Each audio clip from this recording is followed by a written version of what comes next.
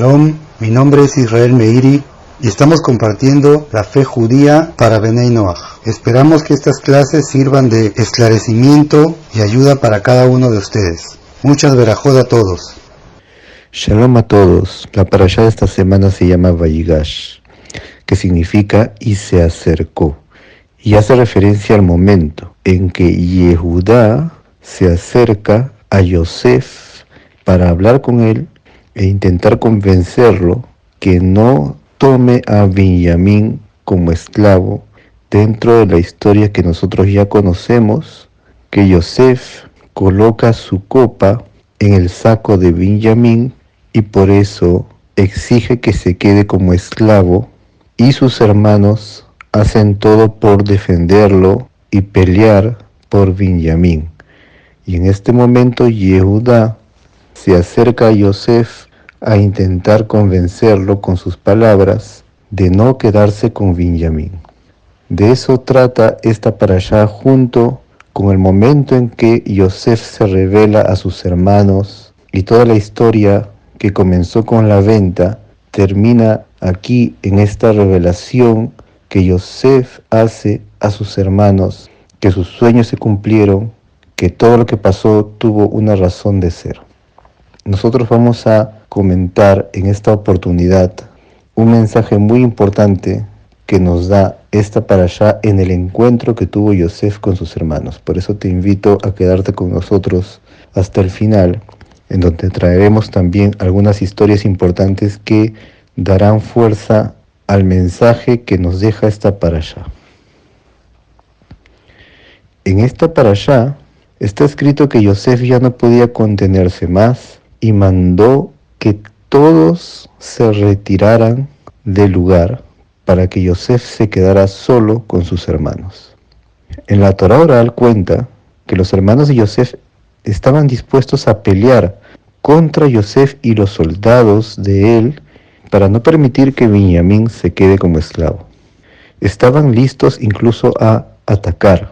Por tanto, Yosef también corría cierto peligro aquí. Pero incluso con ese peligro, Yosef manda que todos salgan. Y la razón es porque Yosef quiere en este momento revelar a sus hermanos que él es Yosef. Entonces se entiende que no quería Yosef que los egipcios que estaban con él se enterasen y escucharan la conversación de la revelación de Yosef a sus hermanos. Sin embargo, aquí tenemos que recordar un detalle importante. Los hermanos de Yosef hablaban en lenguaje kenaanita, y todo esto lo hacían a un traductor. Y el traductor hablaba con Yosef en egipcio. Y esa era la forma en que conversaban los hermanos de Yosef con el virrey.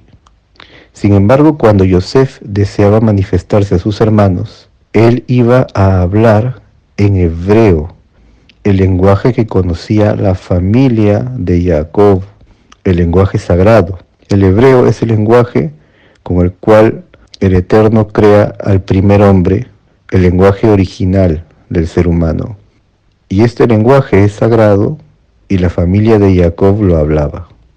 Cuando Yosef quería manifestarse a sus hermanos, les iba a hablar en hebreo tal como realmente sucedió. Les habló en hebreo y le dijo: yo soy Yosef, a quien ustedes vendieron a Egipto. Siendo así, los egipcios que estaban presentes allí, de todas maneras no iban a entender. Por tanto, no era siquiera necesario que Yosef mandara salir a todos los egipcios presentes. Y en realidad, la Torá oral dice que Yosef mandó que todos salieran para que sus hermanos no se avergonzaran cuando él manifestase que él es Yosef y que sus hermanos lo vendieron. Para que los hermanos no se avergüencen que lo vendieron, mandó salir a todos. Pero aquí volvemos a la pregunta original. Si los egipcios no entendían el lenguaje hebreo, no existiría ninguna vergüenza para los hermanos de Yosef. Sin embargo, la respuesta aquí es que Yosef había colocado como principal traductor a su propio hijo Menashe, su hijo mayor. Él le servía como traductor y Menashe, su hijo, sí conocía el idioma hebreo porque su padre Yosef se lo había enseñado. Entonces Yosef no quería que Menashe, su propio hijo, se enterara que los hermanos de Yosef lo vendieron, pues sería él quien podría entender la conversación entre ambos, y no quería que sus hermanos se avergonzaran frente a su propio hijo Menashe. Yosef no estaba dispuesto a revelar el asunto de la venta a nadie, ni siquiera a su hijo. Yosef quería cuidar que sus hermanos no pasen vergüenza. A pesar que incluso sus hermanos lo vendieron, Yosef conocía un principio que la Torá nos enseña, y es que está prohibido avergonzar a nuestro prójimo, y mucho más prohibido avergonzarlo en público. Y este principio lo debemos llevar con nosotros para no llegar a tropezar en esto, pues es muy grave. Y antes de seguir, estimado amigo, te invitamos a suscribirte a nuestro canal y activar las notificaciones dando clic en la campana para que puedas recibir los nuevos estudios que estaremos compartiendo con ustedes. En hebreo, avergonzar al prójimo se dice malvin panim, que se traduce como emblanquecer el rostro. En la Torá oral dice que está prohibido avergonzar al prójimo. Esa es una prohibición. Y la segunda, que está prohibido avergonzarlo en público. Esa es otra prohibición. Ambas están prohibidas. Avergonzarlo en público es mucho más grave. Y nos dice la Torá oral en las fuentes que aquel que avergüenza a su prójimo es delante del cielo como si lo hubiera asesinado. La aflicción que le causa es la misma como si lo hubiera asesinado.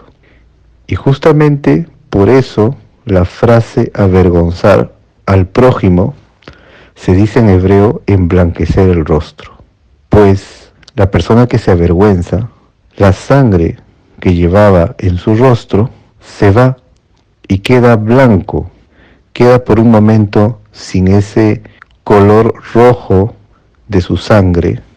Esa se va por un momento debido a la vergüenza y se considera delante del cielo como si hubiera derramado la sangre de su prójimo. Es un pecado gravísimo, de los pecados que hay en contra del prójimo, avergonzarlo. Y Yosef no quería que sus hermanos pasen vergüenza delante de su hijo, y por causa de su hijo hizo salir también a todos, a pesar que los egipcios no se iban a enterar de nada porque no entenderían el idioma hebreo. Yosef no solamente que no guardó rencor a sus hermanos, sino que incluso cuidó que no se avergonzaran. Y nosotros debemos recordar este principio, pues es un grave pecado avergonzar a otro, y mucho más en público.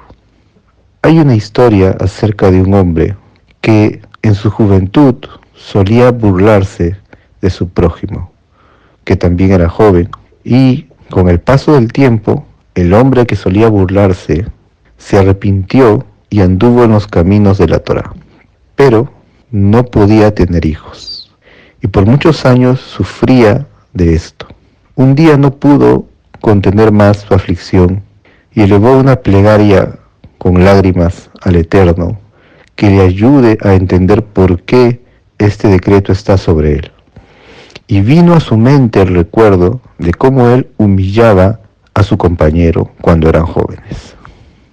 En ese momento se propuso buscar a este joven y lo buscó por todas partes y de todas las formas posibles hasta que logró dar con la calle y la casa en donde él se encontraba. Y cuando lo halló, le pidió perdón de todo corazón y estuvo un buen rato reconciliándose e intentando lograr el perdón de su prójimo. Felizmente su prójimo también era un hombre que seguía los caminos del Eterno y lo perdonó a pesar de lo difícil que fue. Y después de eso, el hombre pudo tener hijos. Hay otra historia con respecto a un hombre que en una comunidad judía siempre él era el encargado de soplar el shofar, que es el cuerno de carnero, en la fiesta de Rosh Hashanah, el año nuevo judío. Pero después de unos años, cuando ya envejeció, por obvias razones su fuerza para tocar el shofar se debilitó. Y cuando tocó el turno, tomó el shofar e intentó emitir sonido, pero no podía. Intentó algunas veces y viendo que finalmente no iba a poder, pidió ayuda a otra persona, pero sintió gran vergüenza que después de tantos años de ser él quien ejecutara el sonido del shofar, ahora ya no podía. El rabino se dio cuenta de lo que él sentía y pidió que le trajeran a él el shofar. Y él también intentó tocarlo y emitir sonido, pero no logró.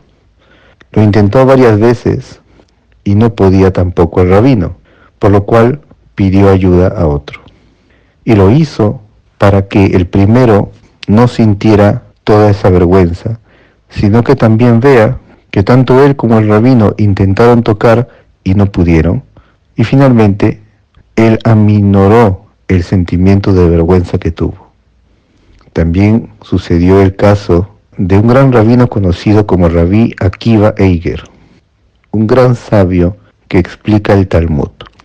En cierta oportunidad, en la fiesta de Pesaj, de la Pascua, él solía invitar a su mesa a todos los pobres de la ciudad. Y cuando ellos ya estaban sentados, tocaba bendecir la primera copa. El rabino se puso de pie, llenó su copa, todos los demás hicieron lo mismo, y de pronto el rabino escucha murmuraciones y ve que más adelante uno de los invitados, que era parte de los pobres, no había sostenido bien la copa y se le había derramado, y había manchado el mantel. Y él vio que se avergonzó porque todos los demás lo miraron con cierto gesto de reclamo. En ese momento, Rabí Akiva Eiger movió con su pie la mesa y el vino de su copa también se derramó. En ese momento el rabino dijo: vean ustedes que mi mesa no está muy bien, pues ya se han derramado 2 copas. Pasada la fiesta, pediré que arreglen esta mesa. Y de esa manera aminoró la vergüenza del pobre, viendo todos que no fue su culpa sino un accidente. Y una última historia: había un gran rabino que estaba enseñando Torá, pero uno de los presentes, de los alumnos, había comido ajo y el olor despedía un olor fuerte. El rabino sentía ese olor y le incomodaba y no se concentraba. En ese momento el rabino dijo: disculpen, no puedo concentrarme, pues uno de ustedes ha comido ajo y el olor no me permite concentrarme. Entre los presentes había otro gran rabino también, muy importante, que era discípulo del gran rabino, pero que tenía un rango mayor que los demás discípulos. Aquel rabino que estaba entre los presentes se puso de pie y se retiró, dando a entender que él era el que había comido el ajo, cuando en verdad él no era. Viendo a los alumnos que él se levantó y se retiró, todos hicieron lo mismo. Uno por uno se levantó y se retiró, y al final todos se retiraron. El gran rabino entendió entonces por qué hizo esto el otro rabino, pues fue para cuidar de no avergonzar a quien sí había comido el ajo y que no pase vergüenza en público. Los sabios dijeron, como transmisión oral desde Moisés, por supuesto, pues cada vez que decimos los sabios dijeron, no nos referimos a una opinión de ellos, sino a la transmisión oral desde Moisés, que se transmite a través de los sabios de cada generación. Esto es importante aclarar.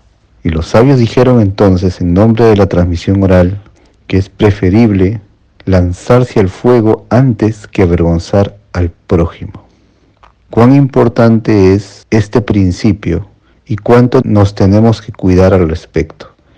Y hay momentos en que nosotros no logramos medir y terminamos cometiendo este gran pecado contra el prójimo. Pecado que trae lamentablemente consecuencias. Todo acto que pudiera traer vergüenza al prójimo debemos evitar. Todo comentario que podría avergonzar al prójimo debemos omitir. Debemos cuidarnos del honor del prójimo, pues al honrar a nuestro prójimo estamos honrando la imagen divina que se encuentra en él, y es la honra a la imagen celestial con la cual fuimos creados todos. Estimados amigos, los invitamos a suscribirse a nuestro canal, a activar la campana de notificaciones para recibir cada uno de nuestros estudios, esperando que estos temas sean de gran ayuda para cada uno de ustedes. Que sea la voluntad del Eterno nos ayude a cuidarnos en este aspecto y aprender de Yosef, que no solamente no guardó rencor a sus hermanos, sino que los cuidó de pasar vergüenza. Muchas verajot a todos. Shalom.